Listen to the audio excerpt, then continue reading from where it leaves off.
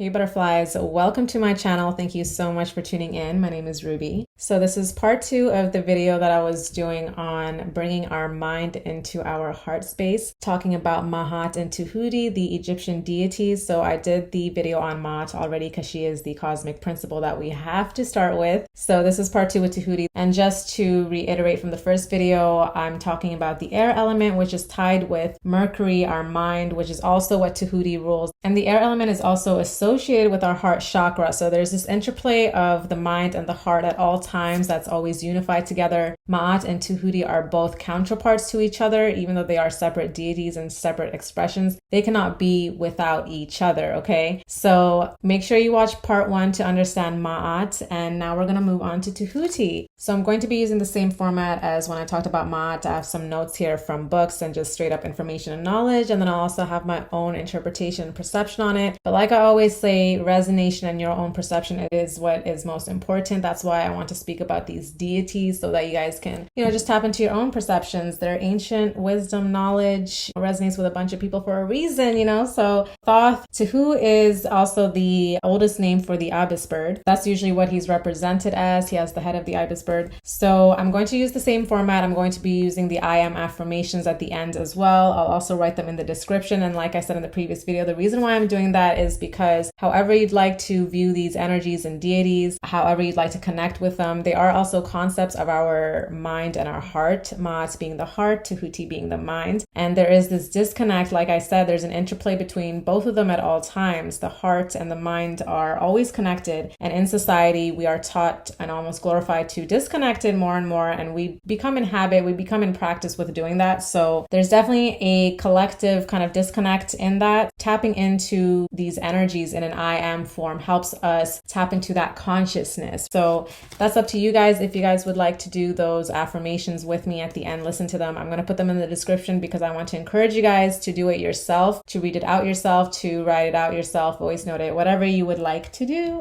So Tehuti is the master of divine words and sacred writings. He is the cosmic principle that mediates between the worlds. Between the worlds, we're saying as above, so below, heaven and earth. So of course, the divine and the humans. And then there's that in-between world, which is our mind that connects the two. And this is what's also known as the underworld, Amenta, the Duat. That is the underworld, okay, our mind space, because that's where our internal battles reside. That's where our fears reside. It carries into our physical and affects our spiritual, but the mind is where we focus. That's where we tackle the things, right? So Tehuti is the heart and tongue of Ra, and imagine yourself to be Ra. And let me just backtrack for a second and remind you guys that Tehuti is also always heart-centered with Ma'at, with justice, with his truth. So him being the truth and tongue of Ra of us, that's already incorporating Ma'at within us. Just a reminder there. So Tehuti is the medium through which the will of Ra is expressed, through any of our wills, our divine will, our egotistical will, really anything, right? It is the creative power through the mind, through your mind. Tehuti is the divine intelligence, the universal mind with all of its powers of speech and creation. Tehuti is the scribe of the gods and scribe of Ma'at. He formulates all the words of creation and records them in the Akasha, the universal memory. And that's a whole other topic, but I'm going to skim past that and we're going to get to some other stuff. So Tehuti's words only has power when it's together with Ma'at. So that means our words expressed through our mind space only has power when it's together, when it's unified with our heart, with our cosmic law. And this is the same as the mind being centered in the heart space. Let me also add in that Ma'at as a cosmic principle on a macro level, not just looking at it within ourselves, is detached from human affairs. When we're talking about karma, when things are not heart-centered and we go against our own selves, that's almost a form of karma as well, right? It's like every action has a reaction. It's not always about good and bad. It's just that every seed that we plant is going to be grown into something. So it's like, what are you focusing on? What are your thoughts and your intentions? Where's your heart space at? Karma is unbiased. Just a reminder about that.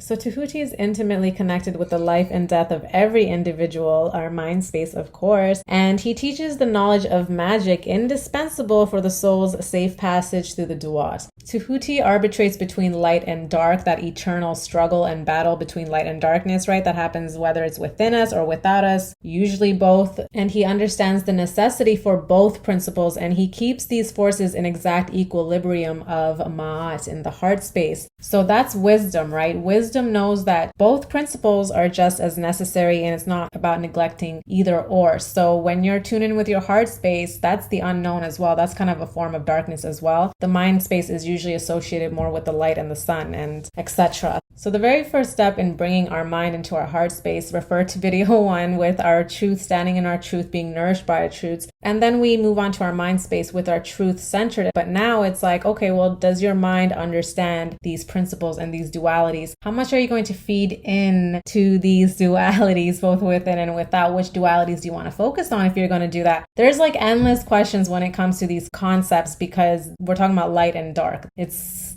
expansive as hell. We can go in all types of directions. I can be on here for hours talking about it if I really could. So Tahuti is the mediator between humans and natures, just as the moon mediates between Earth and cosmos. And this reflects the light and energy of the sun onto Earth and maintaining a perfect balance in the ebb and flow of all water and fluids. And what this means is, as the mind, just like I said earlier, it's the underworld, the medium between the heavens and the earth. And going back to the judgment hall that I mentioned with Ma'at, Tehuti is also here. He takes on the form of a dog-headed ape, and he sits at the center of the balance of the scales where your heart is weighed against the feather to see how heavy or light your heart is. See this as metaphorical, right? In your waking life, how heavy is your heart? You don't want to leave this earth being like, damn, my heart is heavy. Damn, I went through a lot of shit all the time and I just never lived with lightness, you know? Do you even try? Like, how hard are you trying? How hard are you trying? But anyways, he sits at the center of the balance of the scales where the heart of the dead is weighed, and he records the words and the deeds of the deceased and decides if the heart has been balanced, and the soul passes into paradise. So Tahuti is invoked to give words of power through a menta because he's associated with ancient magic, with writings on astronomy, geometry, human and divine law. But like I said, he represents our mind space. We really only need to call on our own selves, our own strengths, and really tackle our own underworld. Okay, that's what this is all about. But for your information, Tahuti is the Lord of all knowledge and understanding. He's the God of all the arts and sciences. His knowledge and powers of calculations measured out the heavens and planned the earth and everything within them. His will and power kept the forces of heaven and earth in equilibrium. His skill in mathematics, which made proper use of the laws of Ma'at, upon which the foundation and maintenance rested. He directed the motions of the heavenly bodies and their times and season. Without his words, the gods whose existence depended upon them couldn't have kept their place among the followers of Ra. So the primordial power of creation needs to be spoken in order to manifest form. And as the power of creating through speech and writing, Tahuti is the principle beneath all knowledge and science. He's a being of another order, along with Asar and Asar, who brought knowledge from other worlds to human race. The foundations are identical to other philosophies concerning the beginnings of all things, but we're concerned here with the revealed knowledge and not irrational science. And you guys may have heard of the Emerald Tablet, which is of course associated with Thoth or Tahuti, on which the knowledge of Tahuti was written. So the emerald itself has an affinity to the mind and acts as a link through which higher knowledge of levels of consciousness can be filtered into the human mind. So Tahuti transcends the limitations of the world of form and indeed becomes the god. And as messenger of the gods, he became Mercury, holding the Caduceus. So he's the mind of the cosmos in its fluidic aspect. He's associated with the coiled power of the serpent and its healing knowledge. He taught the science of medicine, giving the remedy and the precise moment to take it. So a little bit more on the Caduceus for anyone who does understand that serpent root chakra coiled energy that then rises above to your crown, and the rising, the kundalini, all that stuff. The Caduceus has 3 crossing points or knots. And when we're talking about the 3 knots, let me just reference Tahuti has a crown representing the 3 kingdoms. And the divine knowledge is said to be divided into 4 parts, and we can only have 3 of the parts to obtain the 4th part. So I don't know if this is what that's connected to, but you know, it kind of seems to correlate. But anyways, the Caduceus has 3 crossing points or knots that must be penetrated on the serpent's journey of illumination through the subtle body that activates the chakras and expands awareness. So this is of course directly talking about the coiled serpent energy in the base of our spine at the root chakra that then rises during spiritual awakening illumination, rising up to our crown, awakening our third eye, wisdom, all that. So the Ibis bird, where Tahuti's name is derived from, actually symbolizes the heart, the center of the mind, and intelligence, which of course brings it back to Ma'at. So you guys see how interconnected and correlated the two always are. But anyways, the curved shape of the Ibis beak actually emphasizes the lunar nature as well. And it's sometimes referred to as the Black Eye of Peru, okay? Because there's a lot of focus on one of the Eye of Perus, but there's actually two, you guys. There's a sun and a moon, the light and the dark, the balance of all things, right? And even in the form as the dog-headed ape, Tahuti represents the waning moon, often shown with the lunar crescent and the disk. So he's definitely tied to aquatic energies. Just a side note, actually, a lot of male deities were associated with lunar energies. It's not just a feminine principle. So Tahuti is related to our mind, to our moon, to Saturn as well. Related to that full moon, the left eye that's open to illuminate the darkness of light, to reveal higher knowledge, which includes perception of the spiritual world, of our subtle bodies, of the unseen.